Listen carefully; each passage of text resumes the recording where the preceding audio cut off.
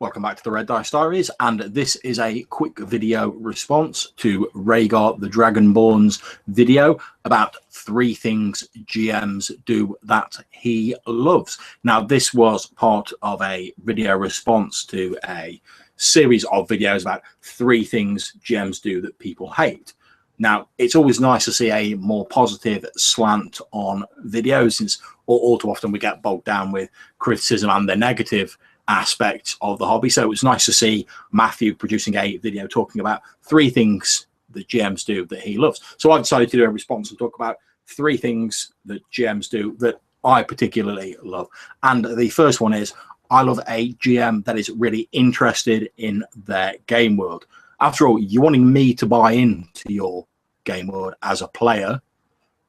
I'm not going to do that if you as a GM are not interested in your game world, if you're not buying in yourself. So the more a GM is interested and invested in their game world, the more likely as a player I'm also going to buy into that interest. I can see the enthusiasm they have for it. I can see the effort they've put in, the work they put in, and that makes me want to get enthusiastic about it myself and throw myself into that game world. Number 2 would be, I love GMs who give me extra bits and pieces to read or small handouts, either before a session or between sessions. Time is very much at a premium for most people due to real life jobs, pressures of work, etc. And we only have a limited amount of time each week to actually spend role playing. And I want to get the maximum amount of role play fit into the time I have allowed. I don't want to slow up a session for other people and for myself by reading lots of paperwork or listening to huge expositions during a session.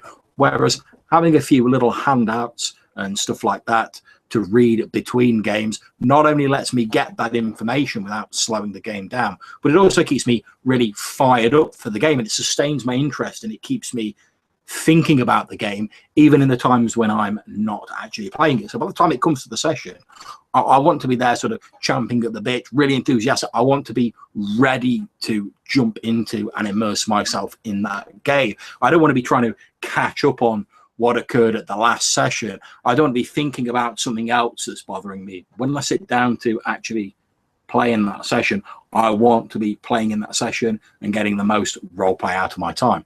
Although, whilst I'm saying this, I should apologise to Matthew and the rest of my Jade Punk group that I've not had time to do a handout for every session of our Jade Punk game. I'd dearly love to, but I just don't have the time. As we said, time is at a premium.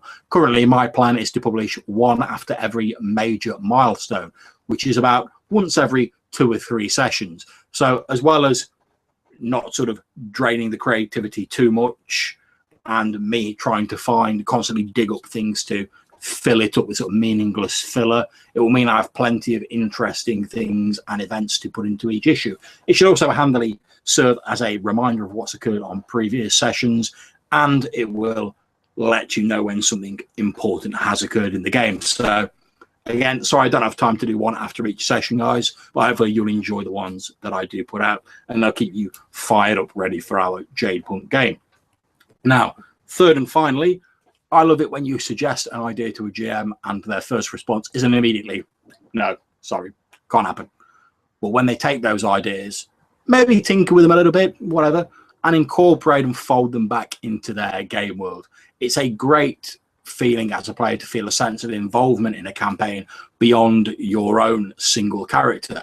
Even if you're a player and not the GM, I personally, if I contribute to the success of the campaign in some additional ways other than how I play my character, I really feel like I've contributed, I've put something back into that campaign world, almost in a way to say sort of thanks to the GM for the time and effort they invested in. I'm sort of shouldering my own share of that sort of work, and because I've contributed and I've helped shape that game world in some way, it also helps me invest more easily and more fully into the game, and makes it more enjoyable for myself, everyone else. And if it makes it a little bit easier on the GM as well, then that's an added benefit.